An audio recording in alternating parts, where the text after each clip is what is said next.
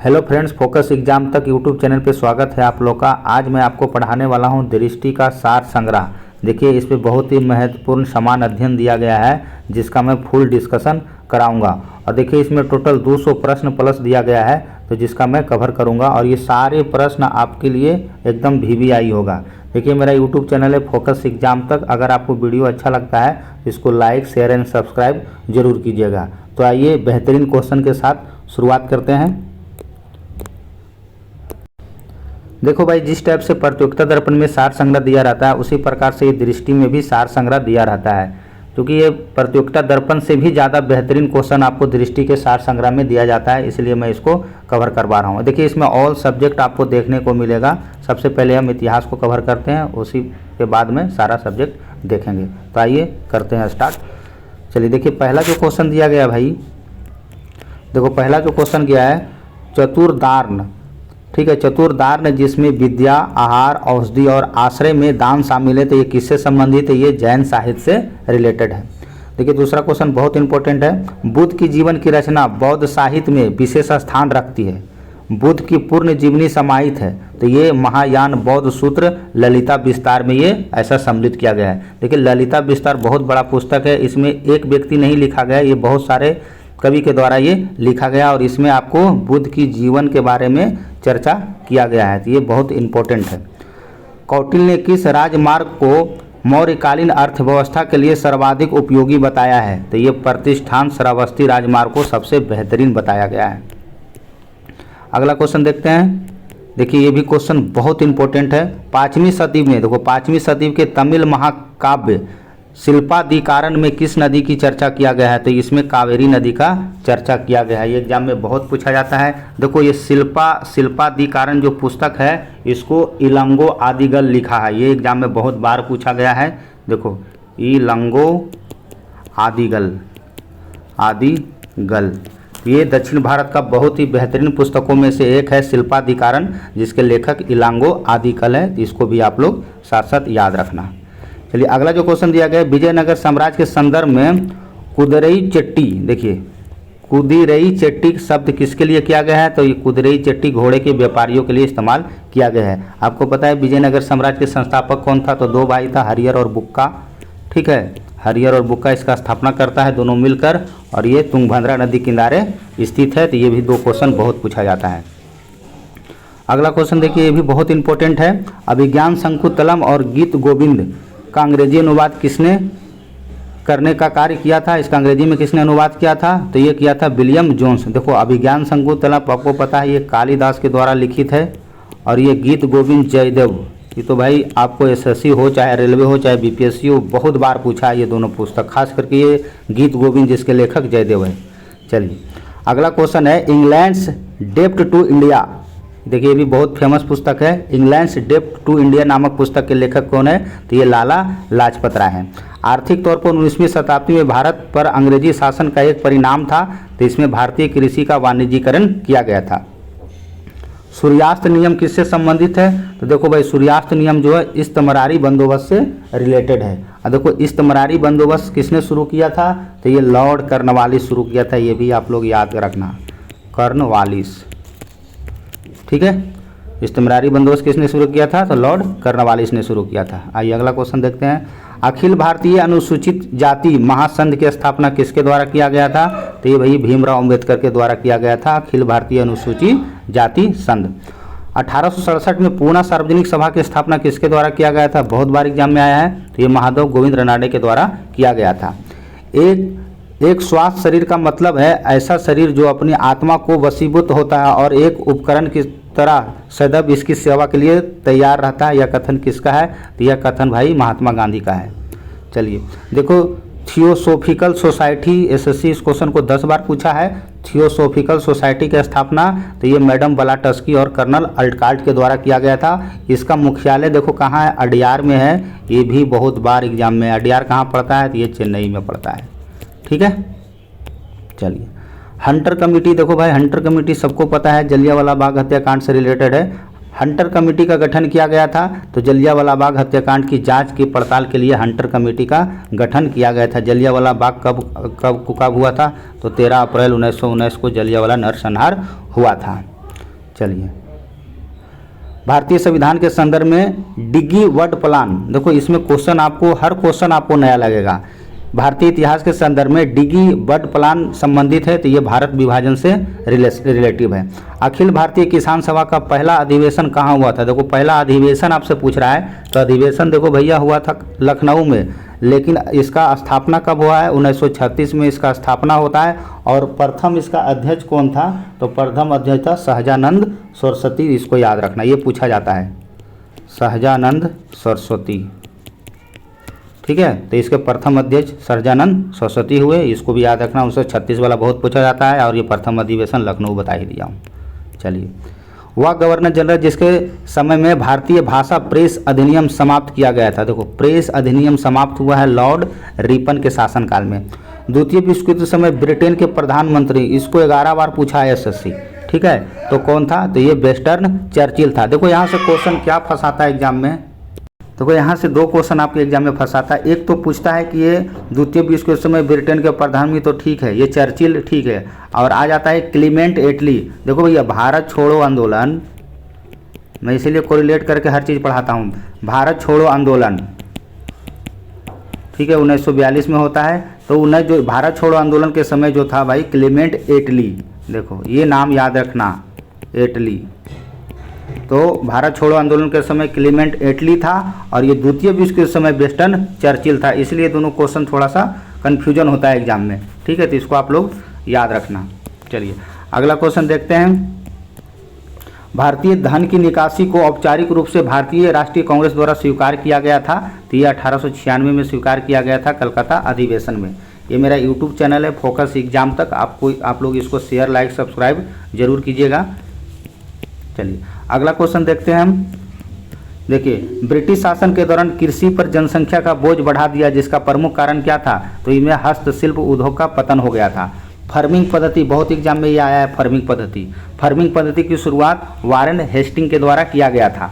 भारत विभाजन की राजधानी को कलकत्ता से दिल्ली स्थापित किया गया था, ये पता है, लॉर्ड हार्डिंग के शासनकाल में स्थापित किया गया था। जब 1911 में जॉर्ज पंचम था ना, जॉर्ज पंचम जब दिल्ली दरबार का आयोजन करता है, उसी समय ये घटना हुआ था। देखिए, घेर की नीति या पॉलिसी ऑफ रिंग फेस, देखो पॉलिसी ऑफ रिंग फेस किसके समय में प्रस्तावित किया गया था? तो ये वारेन हेस्टिंग के समय में प्रस्तावित हुआ था, बहुत इंपॉर्टेंट है ये घेर की नीति। वह शासक जिसने लॉर्ड बेलीजली की सहायक संधि को सबसे पहले स्वीकार किया था, तो हैदराबाद के निजाम था जो भैया सबसे पहले स्वीकार किया था। और ये देखो आपको ये सहायक संधि, इंडिया में जो सहायक संधि का जनक किसको कहा जाता है? तो ये डुप्ले को कहा जाता है, तो इसको याद रखना। डुप्ले का बेशक ये फेल हो गया था, लेकिन इसका जनक जो है सहायक संधि का डुप्ले को ही कहा जाता। हाँ, आगे चल के बेलीजली इसको सक्सेसफुल बनाता है, तो इसलिए एग्जाम में अगर क्वेश्चन पूछा जाता है तो आप डुप्ले को लगाना। अगर डुप्ले ऑप्शन में नहीं दिया रहेगा तो आप बेलीजली के साथ जाना। चलो अगला देखिए क्या दिएगा, लॉटरी समिति 1817 से संबंधित है। तो लॉटरी समिति भाई ये शहरी नियोजन से रिलेटेड है, तो इसको भी आप लोग याद रखना। देखो चित्रकला से भी क्वेश्चन पूछा जाता है, लेकिन जो इम्पोर्टेंट होगा मैं वही आपको बताऊंगा। देखो इसमें देखिए आप एक क्वेश्चन ये पूछा जा सकता है आपके एग्जाम में। देखिए लिंगराज वाला हमेशा पूछा जाता है। लिंगराज मंदिर जो शिव को समर्पित है वो कहाँ स्थित है? तो आपको उड़ीसा के भुवनेश्वर में स्थित है। बहुत बार एग्जाम में ये प्रश्न देखने को मिला है, तो इसको आप लोग याद रखें। पालकालीन मूर्तिकला का प्रमुख विषय वस्तु है, तो पालकालीन जो है भैया वो बौद्ध धर्म से रिलेटेड है, आपको ये भी याद रखना। देखो एक क्वेश्चन ये भी पूछ सकता है आपके एग्जाम में कि भारत में गुफा चित्रकारी के प्रथम साक्ष्य मिलना आरंभ हुआ था, तो ये उच्च पूरा पाषाण काल में ये प्रारंभ हुआ था। देखो ये क्वेश्चन हमेशा पूछा जाता है। ये देखो मुगल काल में मुगल चित्रकला का स्वर्ण युग माना जाता है। देखिए मुगल चित्रकला से, अगर चित्रकला से है तो देखो ये जहांगीर होगा, और स्थापत्य कला शाहजहां के शासनकाल को ही भैया स्वर्ण काल कहा जाता है। ये भी याद रखना, किस लिए? तो ये स्थापत्य कला के लिए, ठीक है। जहांगीर के लिए चित्रकला, शाहजहां के लिए स्थापत्य कला, और गुप्त काल में आपको गुप्त काल को भी स्वर्ण काल कहा जाता है, तो ये भी आप याद रखना। तीनों देखो कोरिलेट करके मैं बता दिया, और हमेशा कोरिलेट करके ही पढ़ा करो। चलिए ये हो गया आपका। चलिए आगे देखते हैं अब। देखिए क्वेश्चन भी इम्पोर्टेंट है, ये पूछता है हमेशा एग्जाम में। देखिए बौद्ध मठ कहाँ स्थित है? तो हेमिस बौद्ध मठ भैया आपको देखने को मिलेगा लद्दाख में। देखिए कर्नाटक में बहुत बड़ा मंदिर है गोमतेश्वर में, गोमतेश्वर के श्रवण बेलगोला में अवस्थित भगवान बाहुबली को प्रतिमा का उदाहरण है। तो जैन मूर्ति कला में से एक है, ये बहुत एग्जाम में पूछा गया है। चलिए आइए अब हम पॉलिटी को देखते हैं। देखिए भारतीय संविधान की 5वीं अनुसूची और 6ठी अनुसूची के उपबंध में किए गए हैं। तो ये अनुसूचित जनजातियों के हितों के संरक्षण के लिए ऐसा कहा गया है। किसी राज्य की विधानसभा में निर्वाचन की तारीख भी निश्चित करने की शक्ति किसको प्राप्त है? तो भारत के निर्वाचन आयोग को प्राप्त है। भारत के मुख्य निर्वाचन आयुक्त की नियुक्ति कौन करता है? तो ये सबको पता होगा, राष्ट्रपति करता है। 10वीं अनुच्छेद किससे संबंधित है? दल बदल से संबंधित है, सबको पता होगा। कीमत नियंत्रण, विद्युत एवं वन्य जीवों का संरक्षण शामिल होता है। तो ये ऐसा संवर्ती सूची में शामिल होता है। संवर्ती सूची कहाँ से लिया गया है? तो ऑस्ट्रेलिया से लिया गया होगा, सबको पता होगा। संविधान की 7वीं अनुसूची में प्रदत्त संघ सूची के विषय पर कानून बनाने का अधिकार किसको है? तो ये सब बनाने का अधिकार आपको संसद को होता है। आर्टिकल 239 किससे रिलेटेड है? तो ये संघ राज्य क्षेत्रों के प्रशासन से रिलेटेड है। भारतीय संविधान के राजभाषा में से संबंधित उपबंध देखो, राजभाषा किससे? तो भाग 17 में राजभाषा का चर्चा किया गया है। अच्छा, भारतीय संविधान में वह संशोधन जिसके संपत्ति का अधिकार को मूल अधिकारी श्रेणी से हटा गया है। बहुत बार एग्जाम में ये पूछा है। 44वां संविधान संशोधन 1978 के द्वारा आपको संपत्ति के अधिकार को मूल अधिकारों से हटा दिया गया। बहुत इंपॉर्टेंट है, बहुत पूछा जाता है। देखिए भारत के संविधान में अवशिष्ट शक्तियां निहित होती है, तो ये भी संसद में निहित होती है। अखिल भारतीय संघ की स्थापना के रूप में संघीय सरकार की स्थापना जिस अधिनियम के तहत प्रस्तुत किया गया था, तो ये भारत शासन अधिनियम 1935 के तहत प्रस्तुत किया गया था। ये देखिए 6 से 14 वर्ष के आयु वाला भी क्वेश्चन बहुत पूछा जाता है। प्राथमिक शिक्षा का अधिकार कहाँ से कहाँ तक दिया गया है? तो ये आपको अनुच्छेद 21 के में प्रावधान है, 6 से 14 तक की आयु को निःशुल्क शिक्षा दिया जाता है। अच्छा, अगला क्वेश्चन देखते हैं। वह अनुच्छेद जो उच्च न्यायालय के नागरिकों को मौलिक अधिकारों को प्रवर्तन अथवा किसी अन्य उद्देश्यों के लिए सभी प्रकार के रीट जारी करने का अधिकार प्राप्त है। यह आर्टिकल 226 में। प्रथम पिछड़ा वर्ग आयोग के अध्यक्ष काका कालेलकर थे। बहुत एग्जाम में ये क्वेश्चन आया है, ठीक है, एसएससी 10 बार पूछा है इसको। प्रथम पिछड़ा वर्ग आयोग के अध्यक्ष कौन थे? तो ये काका कालेलकर थे। भारत का नियंत्रण एवं महालेखा परीक्षण किसके लिए एक मित्र, दार्शनिक और एक मार्गदर्शक के रूप में कार्य किया है? तो ये आपको लोक लेखा समिति के लिए। दल बदल बहुत बार आपको बता चुका हूं मैं। ये देखिए क्वेश्चन, भारतीय संविधान का अनुच्छेद 76 किससे और अटॉर्नी जनरल से रिलेटेड है। भारत का सॉलिसिटर जनरल कौन होता है? तो एक न्यायिक सलाहकार होता है। भारत के संविधान में अभिक्षरण का मतलब क्या होता है? तो भारत का उच्चतम न्यायालय। केंद्र और राज्यों के बीच होने वाले विवादों का जो भी विवाद होता है उसका निर्णय करने के भारत के उच्चतम न्यायालय की शक्ति आती है। तो ये मूल अधिकारिता के अंतर्गत आता है। देखिए भारत के उच्चतम न्यायालय के न्यायाधीशों की संख्या में अगर वृद्धि करना है तो इसका भी निर्णय कौन लेगा भाई? ये तो इसका भी निर्णय संसद लेगा। लोकसभा के कार्यपालिका को दिया गया ब्लैंक चेक संबंधित है, ये प्रत्यानुदान से रिलेटेड होता है। सबसे बड़ी संसदीय समिति कौन होता है? तो ये प्राक्कलन समिति होता है। संघ राज्य क्षेत्रों हेतु प्रशासकों को अधिकार एवं कर्तव्यों का निर्धारण किया जाता है, तो ये भी आपको राष्ट्रपति के द्वारा किया जाता है। दल बदल पहले बता चुका हूँ, 10वां में रिलेटेड है। चलिए हम ज्योग्राफी को देखते हैं। वह भिन्न स्वभाव वाली वायु राशियों में मिलाने वाली निर्मित सीमावर्ती क्षेत्र को क्या कहा जाता है? तो ये भैया वताग्र कहा जाता है। कर्क रेखा देखो, भारत में कर्क रेखा 8 राज्यों से होकर गुजरती है। मित्र पर गमछा झाड़, ट्रिक वाला याद रखना, उससे आपका प्रॉब्लम दूर हो जाएगा। कर्क रेखा और मकर रेखा पर लवणता की मात्रा सर्वाधिक होती है। इसका क्या कारण है? तो वर्षा की अपेक्षा वाष्पीकरण की मात्रा अधिक होनी चाहिए। शीतोष्ण कटिबंधीय घास का स्थल देखो कैंटबरी, बहुत बार एग्जाम में पूछा है, एसएससी 5 बार पूछा है। कैंटबरी अवस्थित है, तो ये कैंटबरी आपको न्यूजीलैंड में अवस्थित है। कोरिया जल संधि 2 स्थल खंडों को अलग करती है। किसको किसको करती है? तो एक तरफ आपका दक्षिण कोरिया, दूसरी तरफ जापान रहेगा। गोबी मरु स्थल एसएससी 5 बार पूछा है, मंगोलिया और चीन के बीच में पड़ता है, तो इसको आप लोग याद रखना। डेल्टा प्रदेश की ऊपरी भूमि को क्या कहा जाता है? इसको चार्ज कहा जाता है। इसको यूपीएससी 1 बार पूछा है। दक्षिणी गोलार्ध में पवन की वायु और विचरण का क्या कारण है? तो पृथ्वी का घूर्णन है। किसी भी वस्तु की सतह पर पहुंचने वाले ऊर्जा को जितने बड़े भाग को वापस प्रवर्तन होता है क्या कहलाता है? तो ये भैया एल्बेडो कहलाता है। ये एल्बेडो वर्ड आप लोग याद रखना। अंतः उष्णकटिबंधीय अभिक्षरण क्षेत्र ITCA प्रायः पाया जाता है। ये विषुवतीय वृत्त में पाया जाता है। ये SSC CGL में क्वेश्चन आया हुआ है। ये मेरा यूट्यूब चैनल है फोकस एग्जाम तक। अगर वीडियो अच्छा लगता है तो इसको लाइक शेयर एंड सब्सक्राइब जरूर करें। चलिए अगला क्वेश्चन देखते हैं। दक्षिणी दोलन की घटना का संबंध है। देखिए भैया दक्षिणी दोलन का जो घटना है वो प्रशांत महासागर से रिलेटेड है। भारत में मृदा का सबसे बड़ा व्यापक और सर्वाधिक उपजाऊ कौन सा होता है, तो आपको पता है जलोढ़ मिट्टी को बोला जाता है। काली मिट्टी को कौन सा मिट्टी बोला जाता है, तो आपको पता होगा रेगुर मिट्टी कहा जाता है, और इसमें कपास बहुत ज़्यादा उपजाया जाता है। ये 10 बार पूछा है क्वेश्चन एसएससी, ठीक है। नर्मदा नदी पश्चिम की ओर बहती है, ये भी देखो क्वेश्चन एग्जाम में पूछा जाता है कि पश्चिम की ओर बहने वाली नदियाँ, तो नर्मदा नदी पश्चिम की ओर बहती है, जबकि अधिकांश नदियाँ अन्य प्रायद्वीपीय बड़ी नदियाँ पूर्व से की ओर बहती है। इसका क्या कारण है, तो रीजन देखो भैया, नर्मदा का रेखीय भ्रंश यानी रिफ्ट घाटी में विस्तृत होना है। गंगा के मैदान में पुरानी कछारी मिट्टी क्या कहलाती है, बांगर कहलाती है। इसको रेलवे 5 बार पूछा है। विश्व के अधिकांश महानगरों में अवस्थित तटों को किनारे पर अवस्थित है, इसका क्या कारण है, तो इसका उस उनका अंतर्राष्ट्रीय महासागरीय मार्गों से जुड़ा होना। वैज्ञानिक परीक्षण के आधार पर महाद्वीपीय क्रस्ट के तापमान में वृद्धि का दर परिकलन किया जाता है, तो भूतापीय ग्राफ के आधार पर तैयार किया जाता है। वह स्थान जहाँ भूकंपीय लहरें का अनुभव सबसे पहले किया जाता है उसे क्या कहते हैं, उसको भैया इक्विलेटर बोला जाता है, उसको भूकंप केंद्र कहा जाता है। इसको एसएससी 2 बार पूछा है। अनेक नगरों, शहरों, ग्रामीण समुदाय की एक बृहद नगरीकरण क्षेत्र में एक संस्था सम्मिलित किया जाना क्या कहलाता है, तो ये मोगा पुलिस कहा जाता है। ये यूपी पीसीएस में एक बार क्वेश्चन आया हुआ है।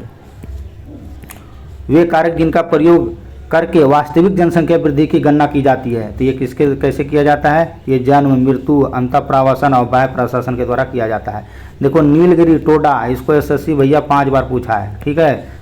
आप लोग भी जानते होंगे नीलगिरी में टोडा जनजाति पाया जाता है। वह जनजाति समूह जो नीलगिरी पहाड़ों में प्रमुख रूप से पाए जाते हैं। देखो टोडा और एगो बोडा, दोनों याद रखना। टोडा देखो सबको पता होगा, बोडा देखो नहीं पता होगा, ठीक है, तो बोडा याद रखना। वह जहाँ कातकारी, कोलम और मारिया गोंड जनजाति के रूप में विशेष रूप से आपको देखने को मिलेगा, ये आपको महाराष्ट्र में देखने को मिलेगा। गोंड वाला भी बहुत एग्जाम में आता है जी। ब्रह्मांड में निर्मित प्रथम प्रकार का अणु है, तो आपको हीलियम हाइड्राइड है। समाचार पत्रों में चर्चा रहा मेघालयन युग किससे रिलेटेड, तो 4200 वर्ष पूर्व से लेकर वर्तमान तक। पृथ्वी की चुंबकीय क्षेत्र का क्षैतिज होता है, तो चुंबकीय यमोत्तर पर होता है।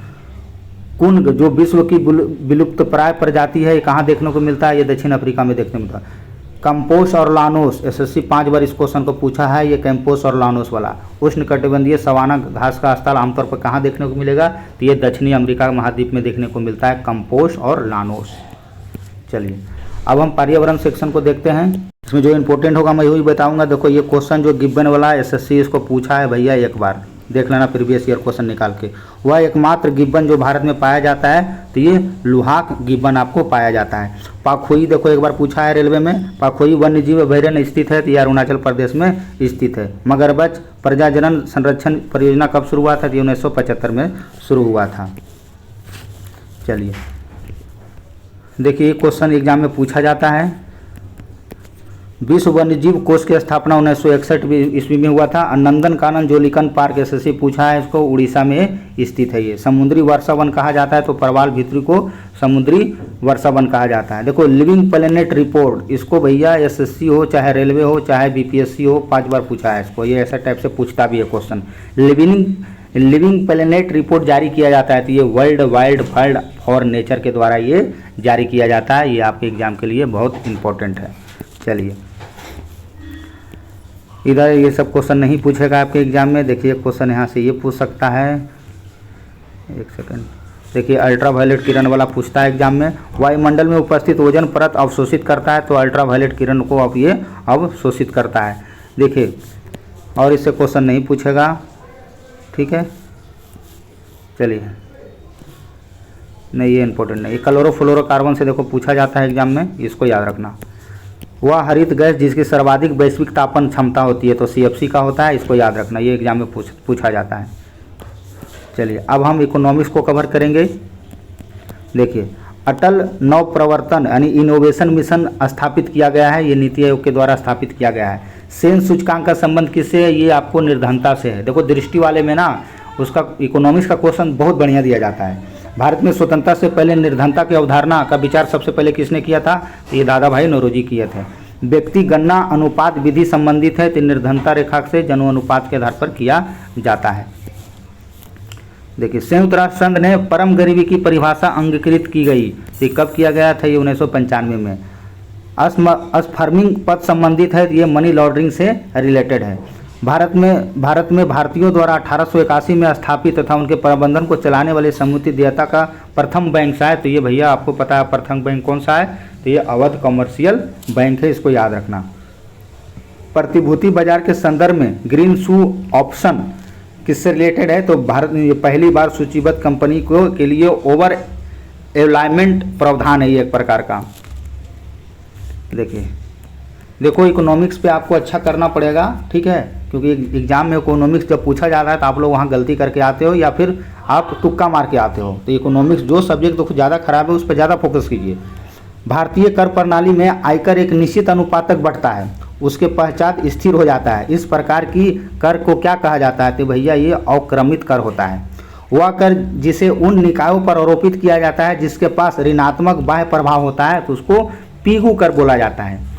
वह वस्तु की कीमत का वह स्तर जो इतना पर्याप्त हो कि वह फॉर्म के प्रति इकाई लगने वाली परिवर्तनीय लागत को ठीक ठाक पूरा कर सके, उसको तालाबंदी बिंदु कहा जाता है। वह स्थिति जब अर्थव्यवस्था में मांग इतनी अधिक हो कि उत्पादन के साथ साधनों का पूर्ण प्रयोग क्षमता अधिक काम करना पड़े, तो उसको कहा जाता है अभिवृद्धि कहा जाता है, जिसको बूम बोला जाता है। वह अनुपात जो किसी उद्योग के कुल उत्पादक में कुल बड़ी फर्मों को हिस्से में प्रदर्शित किया जाता है, उसको केंद्रीकरण अनुपात बोला जाता है। किसी अवधि के किसी अर्थव्यवस्था में कुल नियोजित या वांछित व्यय को क्या कहा जाता है, तो देखो भैया उसको समग्र मांग कहा जाता है। कदा इसका प्रयोग बाजार में एकाधिकारी शक्ति की माप के लिए किया जाता है। वह मूल्य एवं तथा सीमांत लागत के बीच अंतर का मूल्य के साथ अनुपात प्रदर्शित करता है, क्या कहलाता है, तो ये लर्नर इंडेक्स कहलाता है। एक ऐसी स्थिति जबकि एक निश्चित व्यक्ति श्रम तथा रोजगार के अन्य अर्जन के बजाय सरकार के द्वारा मुहैया कराई जाए सामाजिक सुरक्षा में रहना चाहता है, तो उसे क्या कहेंगे, तो उसको भैया निर्धनता जाल कहा जाता है। तो क्वेश्चन का लेवल कितना बढ़िया दिया गया है। राष्ट्रीय आय की वृद्धि के वह भाग जिसकी व्याख्या श्रम एवं पूंजी की उत्पादकता की वृद्धि दर ना की जाए उसे क्या कहेंगे, तो उसको श्रम अवशिष्ट कहा जाता है। किसी देश की आर्थिक वृद्धि की सर्वाधिक उपयुक्त माप होती है, तो ये तो सब फेमस क्वेश्चन है, जीडीपी के द्वारा किया जाता है। आर्थिक विकास की सर्वोत्तम सूचकांक उपलब्धता कराया जाता है, तो प्रति वर्ष प्रति व्यक्ति आय वास्तविक आय में वृद्धि के द्वारा। भारत की राष्ट्रीय आय का अनुमानित होती है, तो ये आपको सीओसो करता है, केंद्रीय सांख्यिकी संगठन के द्वारा करता है। इसको बहुत बार एसएससी पूछा है। देखिए 1949 इसमें गठित राष्ट्रीय आय समिति के अध्यक्ष कौन था, इसको भी एसएससी 5 बार पूछा है, तो पीसी महालनोबिस था 1949 में गठित राष्ट्रीय आय समिति के अध्यक्ष। ड्रेन ऑफ वेल्थ थ्योरी बहुत बार एग्जाम में एसएससी खास करके पूछा है। एसएससी का इकोनॉमिक्स बहुत अच्छा पूछा जाता है। ड्रेन ऑफ वेल्थ का सिद्धांत प्रतिपादित किया था, तो ये दादा भाई नौरोजी किया था। केंद्रीय सांख्यिकी संगठन की स्थापना कब होता है, तो 1951 में होता है। हवाला क्या है, ये भी एसएससी पूछ चुका है, विदेशी मुद्रा का अवैध कारोबार है। ऐसी दशा जिसमें धीमा आर्थिक विकास और तुलनात्मक ऊंची बेरोजगारी के दर के साथ सामान्य मूल स्तर में लगातार वृद्धि होता है, उसको क्या कहा जाता है, उसको कहा जाता है मुद्रास्फीति जनित मंदी। चलिए अगला देखिए, हम विज्ञान को साइंस का भी क्वेश्चन बहुत अच्छा दिया गया है, साइंस को भी हम कवर करेंगे। देखिए साइंस का पहला क्वेश्चन दिया गया है, वह रोगजनक जीवाणु जिसके कारण मनुष्य को टाइफाइड बुखार होता है। तो टाइफाइड बुखार जो होता है भैया साल्मोनेला टाइफाइडी से ये होता है। माइक्रोबैक्टीरियम इंडिकस प्राणी के रूप में जाने वाली वैक्सीन संबंधित है, तो ये कुष्ठ रोग से संबंधित है। वेस्ट नील वायरस रोग प्राथमिक वाहक है, तो ये वेस्ट नील वायरस जो भैया मच्छर का प्राथमिक वाहक है। मानव रक्त में अधिकांश कार्बन डाइऑक्साइड का परिवहन होता है, तो प्लाज्मा में बाइकार्बोनेट आयन के रूप में होता है। मिट्टी के क्षारक को घटाने के लिए प्रयोग किया जाता है, तो मिट्टी को क्षारक को घटाने के लिए हम जिप्सम का प्रयोग करते हैं। विद्युत सर्वाधिक विद्युत चालकता वाला तत्व ये चांदी होता है। इसको एसएससी रेलवे एसएससी कुछ भी 50 बार पूछा है। अब मैं क्यों बोल रहा हूँ 50 बार, आप समझ गए होंगे। हृदय से शरीर की ओर रक्त ले जाने वाली रक्तवाहिनी क्या कहलाती है, धमनी कहलाती है। इसको एसएससी 10 बार पूछा है। शरीर की सबसे बड़ी हड्डी रेलवे इसको 15 बार पूछा है, ठीक है। शरीर की सबसे बड़ी हड्डी आपको, तो ये जांघ की हड्डी, ये आपको फीमर में पाया जाता है, सबको पता होगा। वायु की गति या दिशा मापने के लिए हम एनीमोमीटर का प्रयोग करते हैं, एसएससी रेलवे इसको 5 बार पूछा है। डिटर्जेंट पाउडर में कौन सा रसायन मौजूद होता है, देखिए डिटर्जेंट पाउडर में आपको सोडियम कार्बोनेट देखने को मिलता है। वह गैस जो जल में घुलकर अम्लीय विलयन बनाता है, तो कौन बनाता है, ये कार्बन डाइऑक्साइड बनाता है। मानव शरीर में मस्तिष्क का वह भाग जो संवेदनात्मक गात्मक क्रियाओं का नियंत्रित करता है, तो ये आपको हाइपोथैलेमस करता है। मानव शरीर में हेमोग्लोबिन का काम क्या है, तो ये ऑक्सीजन का परिवहन का काम करता है। मानव शरीर में यूरिया का अधिकतम मात्रा पाया जाता है, तो यूरिया सबसे ज़्यादा मूत्र में पाया जाता है। इसको एसएससी रेलवे बहुत बार पूछा है। औद्योगिक स्तर पर पेनिसिलिन प्राप्त किया जाता है। देखो भाई, पेनिसिलिन जो है आपको पेनिसिलियम क्रायोजेनम से प्राप्त किया जाता है। ऑक्सीजन मिश्रित व निष्क्रिय गैस कौन सी है जो अवरोधित श्वसन से पीड़ित रोगियों को दी जाती है? देखो इसको एसएससी रेलवे, ठीक है, 15 बार पूछा है, वरना प्रीवियस ईयर बुक खोल के देख लेना, ठीक है, फिर बताना मुझे। तो ये देखो आपको ऑक्सीजन मिश्रित व निष्क्रिय गैस कौन सी है जो अवरोधित श्वसन को पीड़ित रोगियों के लिए दिया जाता है? तो पीड़ित रोगियों के लिए भैया हीलियम दिया जाता है। हरे फलों को पकाने के लिए कृत्रिम रूप से, देखो कृत्रिम रूप से पूछा है, कृत्रिम रूप से पकाने के लिए किसका प्रयोग किया जाने वाला है? तो ये एथिलीन।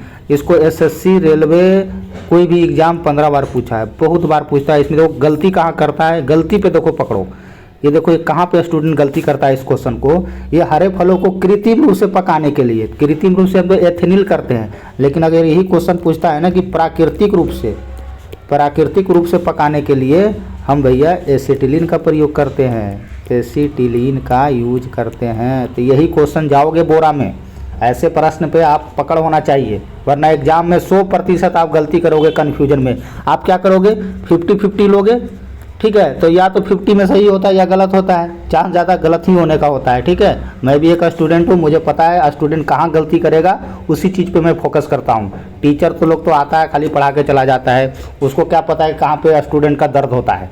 तो इस टाइप के क्वेश्चन पर आपको पकड़ होना चाहिए ताकि आप एग्जाम हॉल में गलती नहीं कर सको। तो ये दोनों क्वेश्चन आप याद रखना।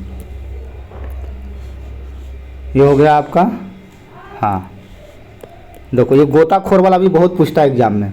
वह कौन सी गैस है जिसका एक्वालंग्स में गोताखोरों द्वारा सांस लेने के लिए ऑक्सीजन किया जाता है? देखो गोताखोर जो है भैया, सांस लेने के लिए इसमें ऑक्सीजन, ठीक है, और प्लस हीलियम यूज होता है। तो इसको एकदम जरूर याद रख लेना, बहुत बार एग्जाम में इसको भी 15 बार पूछा है एसएससी रेलवे। आप पूछ रहे होंगे, सोच रहे होंगे सर इतना क्यों बोल रहे हो 15 बार? भैया प्रीवियस ईयर देख लेना, मैं भी पढ़ाता हूँ, मुझे भी आइडिया है, मैं भी बिना एविडेंस के नहीं बोल रहा हूँ। चलिए ये देखो क्वेश्चन अच्छा है। भीड़ को तितर बितर करने के लिए पुलिस द्वारा इस्तेमाल किए जाने वाली आश्रू गैस है, तो ये क्लोरीन है, ठीक है, ये आपको क्लोरीन है। थोड़ा सा दिल्ली में मौसम थोड़ा वैसा हो रखा है जिस कारण थोड़ा सा गला में इशू है। देखिए यहाँ क्लोरीन और एक होता है फ्लोरीन, देखो दोनों कहाँ फंसता है स्टूडेंट, उसको मैं क्लियर कर देता हूँ। देखो क्लोरीन तो हो गया भैया, भीड़ को तितर बितर करने के लिए क्लोरीन का इस्तेमाल करते हैं। एक होता है फ्लोरीन। ये क्वेश्चन देखो हमेशा पूछा जाता है एग्जाम में, ठीक है। ये विद्युत ऋणात्मक तत्व है, विद्युत ऋणात्मक, माइनस से समझ जाओ, ठीक है। तो ये विद्युत ऋणात्मक तत्व है आपका कौन, फ्लोरीन। तो इसको आप लोग याद रखना, गलती मत करना एग्जाम हॉल में, ठीक है। क्वेश्चन वही पढ़ो जो गलती होने की ज़्यादा चांस है, उस पर आपको पकड़ होना चाहिए, ठीक है। आप ये सोचो एग्जाम हॉल में हम नहीं गलती करें, तभी वैल्यू है, वरना पता है आपके एग्जाम में कितना अभी दिक्कत चल रहा है। करोड़ों स्टूडेंट है भैया सोल्व करने के लिए पेपर। मधुमेह में रोगियों का द्वारा प्रयोग लिए जाने वाले स्वीट टैक्स, देखो स्वीट टैक्स कितनी ऊर्जा देती है, तो ये 0 कैलोरी के बराबर होता है। वह पदार्थ जिनका प्रयोग कपड़े से स्याही और जंग को धब्बा मिटाने के लिए प्रयोग करते हैं, तो ये देखो ऑक्जेलिक एसिड, बहुत बार एग्जाम में पूछा जाता है ऑक्जेलिक एसिड, ठीक है। जेट इंजन का आविष्कार किसने किया था, तो ये सर फ्रैंक व्हिटल ने किया था। पेनिसिलिन सबको पता होगा, अलेक्जेंडर फ्लेमिंग किया है। परंपरागत परमाणु रिएक्टर में प्रयुक्त होने वाला, तो ये यूरेनियम उसको इस्तेमाल में करते हैं। विज्ञान की वह शाखा जिसमें जीवाश्म का अध्ययन किया जाता है, देखो बहुत अच्छा क्वेश्चन है, ठीक है, एकदम नया क्वेश्चन है ये। जीवाश्म का अध्ययन किसमें करेंगे हम, तो ये पहली ओंटोलॉजी में हम जीवाश्म का अध्ययन किया जाता है, एकदम VVI क्वेश्चन है जी, ठीक है। अध्ययन से भी रिलेटेड बहुत क्वेश्चन पूछा जाता है, तो आप लोग उसको बुक से आप पढ़ लीजिएगा। चलिए देखिए साइंस एंड टेक से भी क्वेश्चन पूछा जाता है, देखिए साइंस एंड टेक्नोलॉजी से भी क्वेश्चन पूछा जाता है। बीपीएससी दीजिए चाहे रेलवे दीजिए, कोई फर्क नहीं पड़ता है, यहाँ से भी क्वेश्चन आपको देखने को मिलता है। वह देश जिसने नोवेल कोरोना वायरस के खिलाफ दुनिया का पहला पशु टीका दिया था, बहुत चर्चा में था, ये रूस आपको पता है, इसने पशुओं के लिए टीका दिया था। तो ये आपके एग्जाम के लिए इंपॉर्टेंट है, जो इंपॉर्टेंट होगा मैं इसमें वही बताऊँगा। देखो ये लिम्फोमा बहुत एग्जाम में आता है जी, देखो लिम्फोमा, लिम्फोमा का संबंध किस बीमारी से है, तो ये आपको कैंसर से रिलेटेड है, इसको भी आप याद रखना। भारत का पहला निजी तौर पर विकसित रॉकेट का क्या नाम है, तो ये विक्रम एस है, इसको भी याद रखना, ये भी एग्जाम में बहुत बार पूछा है। चलिए, ये सब एग्जाम के लिए उतना इम्पोर्टेंट नहीं है। देखो ये रामदेव वाला भी कोरोनिल भी दे दिया है, जो पतंजलि कोरोना टाइम में निकाला था ना कोरोनिल टैबलेट, ये आएगा ना एग्जाम में, तो इतना इस पर ध्यान मत दो। देखो ये फोबोस वाला एग्जाम में पूछता है, फोबोस किस ग्रह का प्राकृतिक उपग्रह है, तो ये मंगल का है, ये इसको एसएससी 10-12 बार पूछा है, तो ये आने का चांस ज़्यादा रहता है। बायोगैस में देखो ये तो 15 बार पूछा है इसको एसएससी रेलवे। बायोगैस में मुख्यतः पाया जाता है कार्बन डाइऑक्साइड और मीथेन, तो आप लोग इसको भी याद रखिएगा। देखो इंदिरा गांधी कल्पक्कनम वाला भी बहुत एग्जाम में आया है, पर देखो इंदिरा गांधी परमाणु अनुसंधान केंद्र की स्थापना 1971 में होता है, और ये कल्पक्कनम कहाँ पड़ता है, आपको तमिलनाडु में पड़ता है। देखो ये क्वेश्चन इंपॉर्टेंट, दुनिया का सबसे हल्के सैटेलाइट कलाम सैट को विकसित किया था, तो रिफत शाहरुख ने इसके द्वारा विकसित किया गया था। मानव उपयोग में किए गए लाइसेंस प्राप्त करने वाला पहला जीएस खाद कौन सा है, तो ये फ्लेवर 7 टमाटर है। चलिए ये देखो लास्ट वाला क्वेश्चन ठीक है। देखो माइटोकॉन्ड्रियल डीएनए तकनीक का मान्यता देने वाला विश्व का प्रथम राष्ट्र कौन सा है, तो ये ब्रिटेन है। यूट्यूब चैनल फोकस एग्जाम तक आपको वीडियो अच्छा लगता है तो इसको लाइक शेयर एंड सब्सक्राइब जरूर कीजिएगा। चलिए अब हम देखते हैं थोड़ा सा कंप्यूटर का भी से क्वेश्चन पूछा जाता है। आपको एसएससी सीजल में पता है कंप्यूटर अनिवार्य कर दिया गया है, तो कंप्यूटर से जो क्वेश्चन इंपॉर्टेंट है मैं आपको बताता हूँ। देखो इंटीग्रेटेड सर्किट चिप, ठीक है, आईसी जिसको बोला जाता है, आईसी इंटीग्रेटेड सर्किट है, ये का विकास किसने किया था, जीएस किल्विस किया था, इसको एसएससी भाई पूछा है। देखिए ये क्वेश्चन ये इंपॉर्टेंट है, चुंबकीय डिस्क पर किस पदार्थ पर होता है, चुंबकीय डिस्क पर किस पदार्थ का परत चढ़ा रहता है, इसमें आयरन ऑक्साइड का परत चढ़ा रहता है, ये भी याद रखना। देखो डॉट मैट्रिक्स किस उपकरण में किस में, तो ये आपको प्रिंटर में इसका प्रयोग किया जाता है। चलिए देखिए सारा क्वेश्चन तो बताना संभव नहीं है, ठीक है, वीडियो लॉन्ग हो जाएगा। देखो कंप्यूटर में जो भी गलतियां होता है उसको भैया हम बग बोलते हैं, तो इसको आप लोग ये याद रख रहे हैं। ये सब तो पता होगा, रीस्टार्ट करने के लिए बूटिंग शब्द का इस्तेमाल किया जाता है, ये सब कॉमन क्वेश्चन है, सबको पता होगा। जहां आप गलती करोगे उस पर मैं थोड़ा सा फोकस करता हूँ। तो इसको देखो ये क्वेश्चन देखो बहुत एग्जाम में पूछा जाता है। देखो ये कंप्यूटर साक्षरता दिवस याद रखना 2 दिसंबर को मनाया जाता है, एग्जाम में बहुत पूछा जाता है। सीपीयू को तो ये सब बच्चा को पता होगा, सेंट्रल प्रोसेसिंग यूनिट होता है। ये देखिए एग्जाम में बहुत बार एसएससी पूछा है, 1 किलोवाट बराबर होता है 1024 बाइट के बराबर होता है, ये भी एसएससी बहुत पूछा है। ईमेल का फॉर्म पूछ रहा है, तो ये इलेक्ट्रॉनिक मेल होता है। ये देखो HTML, हाँ HTML देखो ये एग्जाम में बहुत बार पूछा है, तो ये हाइपर टेक्स्ट मार्कअप लैंग्वेज होता है, इसको आप लोग याद रखना। चलिए खेल कूद देखिए, इसमें बताया था मैं पहले कि इसमें सारा सेक्शन से क्वेश्चन दिया गया है। खेल कूद से भी एग्जाम में बहुत पूछा जाता है। वह खेल संगठन जिसने हाल ही में घोषणा की है राष्ट्रीय टीम के लिए चुने जाने वाली भारतीय खिलाड़ी को डेक्स बोन डेनिटी टेस्ट अनिवार्य होगा, तो ये बीसीसी ने ऐसा महिलाओं के लिए कर दिया गया है। देखिए बीसीसी से 3 क्वेश्चन पूछा जाएगा अभी वर्तमान में। एक तो भैया आपको पता है कि जब महिला टीम के लिए भी, महिला टीम को और पुरुष वाला को तो दोनों का सैलरी समान कर दिया गया है। ये एग्जाम के लिए देखो इम्पोर्टेंट है, और ये पूछा भी था, इसको बीपीएससी पूछा भी था जी। बीपीएससी जो अभी 68वीं बीपीएससी का एग्जाम हुआ है उसमें ये क्वेश्चन पूछा भी था, और ये मैं इसको बताया भी था आपको करंट अफेयर वाला वीडियो में, ठीक है, तो इसको आप लोग याद रखना। चलिए अगला देखिए वॉली या स्मैश या सर्विस स्किल्स खेल से रिलेटेड है, तो ये लॉन टेनिस से रिलेटेड है, तो इसको आप लोग याद रखना। सैंडी स्टॉर्म किस क्रिकेट की आत्मकथा है, तो ये संदीप पाटिल का पुस्तक है सैंडी स्टॉर्म, याद रखना भाई सैंडी स्मोट, तो ये संदीप पाटिल का है, ये इसको पूछेगा नहीं, ठीक है, खत्म हो गया ये देखिए आपके एग्जाम में है। वह देश जो आगामी 2026 के राष्ट्रमंडल खेल की मेजबानी करेगा, इंपॉर्टेंट है आपके एग्जाम के लिए। 26 वाला राष्ट्रमंडल खेल आपको कहाँ होगा, तो ये ऑस्ट्रेलिया में होगा। ये देखिए ये करंट का क्वेश्चन इसमें डाला हुआ है। आईसीसी अंडर 19 विश्व कप 2022 में फाइनल में भारत ने किसे हराकर जीता है, ये 2-3 दिन पहले जीता गया है, तो आपको पता है इंग्लैंड को हराकर हम अंडर 19 वर्ल्ड कप जीत गए थे शेफाली वर्मा की कप्तानी में। आगामी 2024 में ओलंपिक खेल का समारोह कहाँ होगा, ये भी एग्जाम के लिए देखो इंपॉर्टेंट है। देखो जहाँ जो प्रस्तावित होता है वो ज़्यादा इंपॉर्टेंट होता है। 2024 का ओलंपिक खेल कहाँ प्रस्तावित है, ये पेरिस में प्रस्तावित है। सीके नायडू पुरस्कार क्रिकेट के अतुलनीय योगदान के लिए किया जाता है, तो ये भारतीय कंट्रोल बोर्ड के द्वारा दिया जाता है।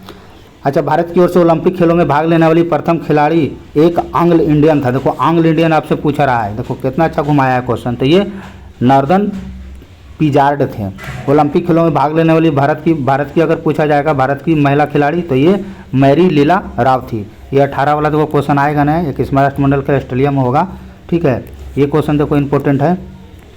राष्ट्रमंडल खेलों में भारत में पहली बार भाग लिया था तो 1934 में हुआ था। एशियाई खेलों में स्वर्ण पदक जीतने वाले प्रथम भारतीय महिला पहलवान तो ये विनेश फोगाट है, इसको याद रखना। आईपीएल के इतिहास में अब तक के सबसे महंगे खिलाड़ी बिकने वाले प्लेयर हैं, अच्छा तो ये क्रिस मॉरिस है, ठीक है। इस बार वाला तो आपको पता है, इस बार जो आईपीएल हो रहा है उसमें पता है सैम करन सबसे महंगा है, तो इसको याद रखना, सैम करन महंगा है, ठीक है, पुरुष वाला में। और महिला वाला में तो आपको बताया है स्मृति मंधाना।